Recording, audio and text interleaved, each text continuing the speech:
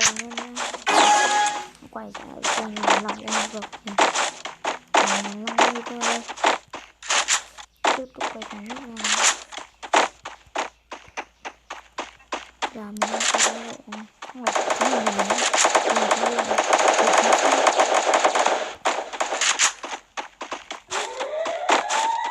lại mình thua hết.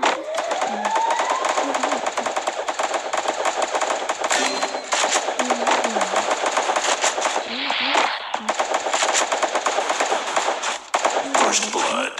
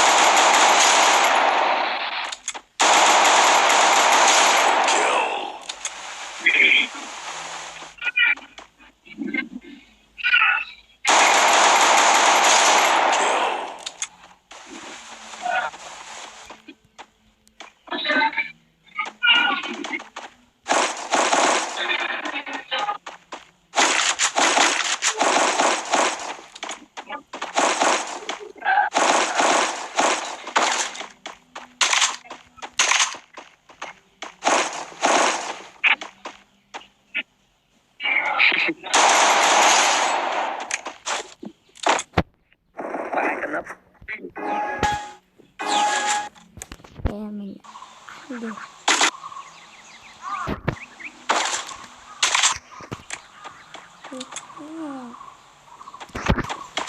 Câu cá sai như trận bắt cạnh họ lượt rồi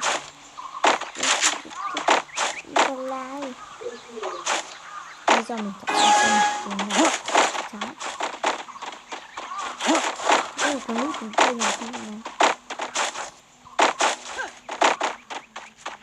này mình làm ai phải uống tới không có cá.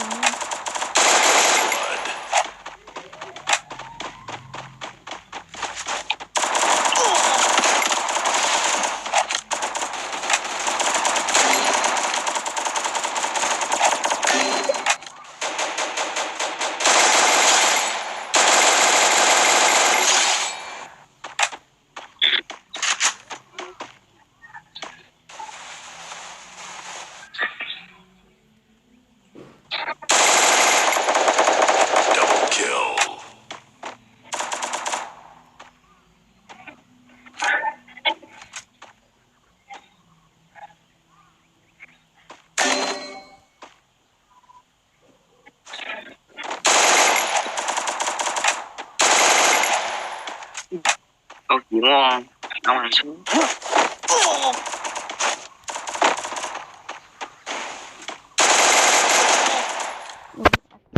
Mình tim ốc quá nha. Tim mình bắn nó thằng đi. Đây sẽ quay sự mình đấy nha. Bắn chưa biết thua mấy 2 trận. Trận thứ 3 này. Thua liên tục. Không ngờ thắng. Nhưng mà chán.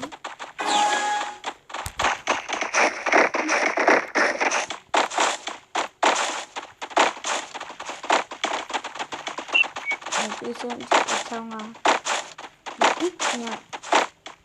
Tiếp BC và của ba cũng có đường. First blood.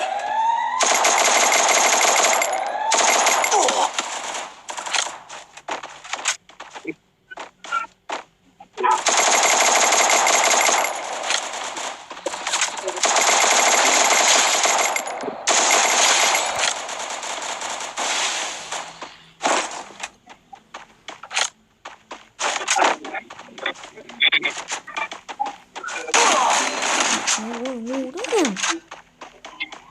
Tụi đấy nữa.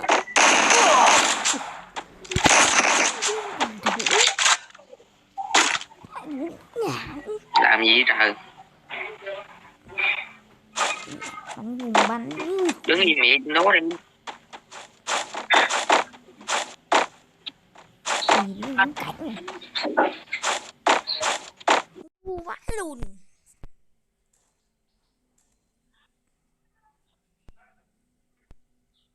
Em ngu đấy nhỉ. Kìa góc kia kìa. Bọc lùn. Mẹ mời dinh đông mà. Nắm từ đâu luôn á. Ngu lắm em ơi. Nhìn cái điệu ăn ngu ấy đồ này.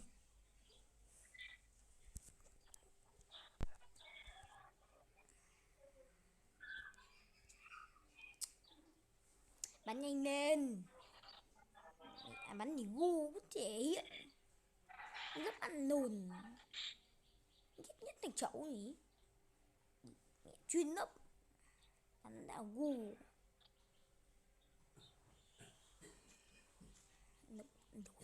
Chết bà ngoài bò con chó. Nhảy xuống chết. Đố mày dám nhảy.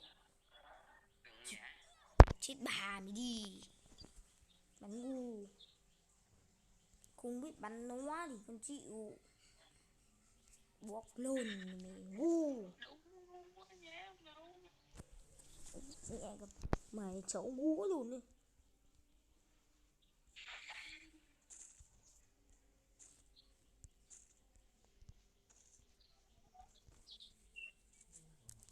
Bắn nếu biết bắn chủ. Mày bùa thằng chó luôn đi. Biết bắn rồi.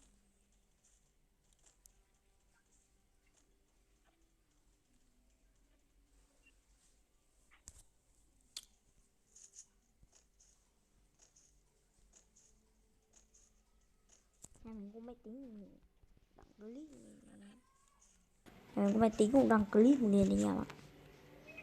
Có mình đăng trên mạng và trên máy tính cơ. Mình không có tiền. Mình chỉ đăng bằng điện thoại gấp.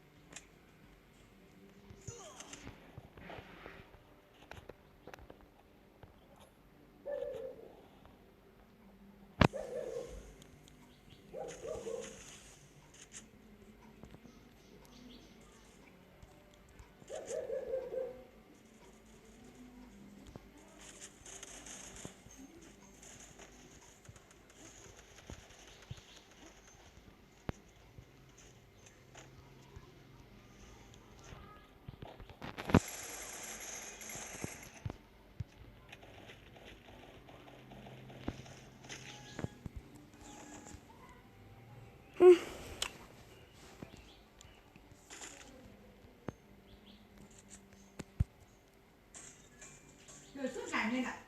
Các bác người ta vẫn phải rơi ống nước mình mưa ra kìa.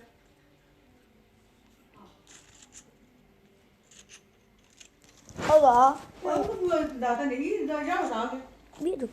Các rơi lẫy thì rơi vào rào biết được. Con dùng đâu? Mày đang vừa ở đây. Con ra vườn con ngồi đấy. Mà mất hồn ta. Mà nó mở chút sâu của ta một kích à. Con ngồi đấy đâu? Bỗng ngồi. Nước ngọt à không? Trong uống nước đường mà. Đừng đâu canh quất được rồi. Có chanh, có. Rất đầy. Nước ngọt cái trong bố vào hai chai. Hai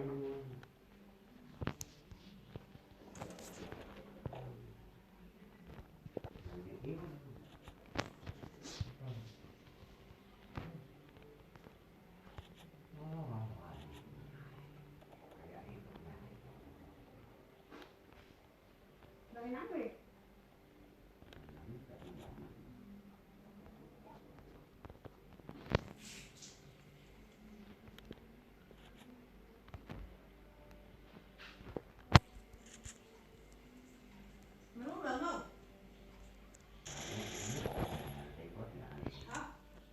Có cái con tùy mẹ. Lấy cái gì mà cho nó nghèo. Hả? Lấy cái cha cho Tôi đi cha uống nước thì cha cho. Cha tôi uống nước. có phải con chủ nó thằng anh Có cái giỏ đâu? cái gì Có cái giỏ có nào không? ở đâu ra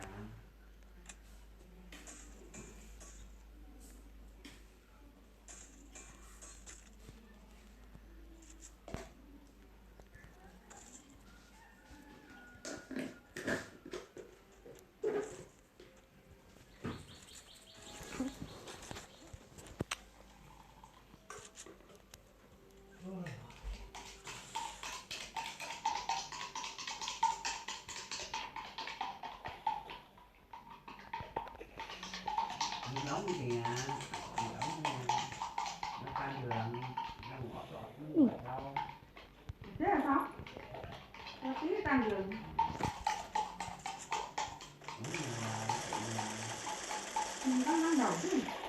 thì tôi cũng vậy Chứ không ban đầu. Đây là có sự ăn thì cũng ngủ nó bán cao hay đấy. Hay là uống ớt nước gì?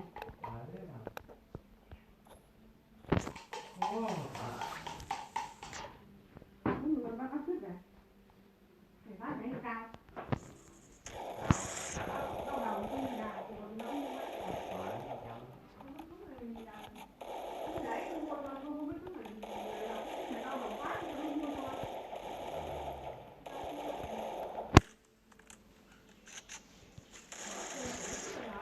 trẻ nó cũng nguyên trẻ lắm cái rồi núi nó không cho mà mang về nó còn cách này cách gì nó cái bút miếng của bà thư để nấu bữa ăn miếng là mình còn nó ăn trắng ăn cũng ngon miếng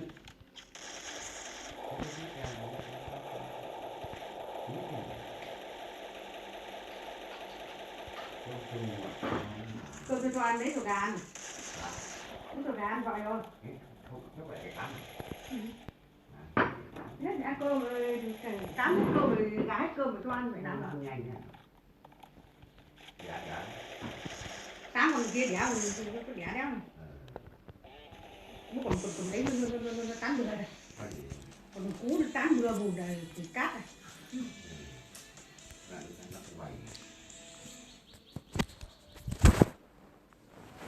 Chua không? Bây giờ mình đến đây kết thúc anh em.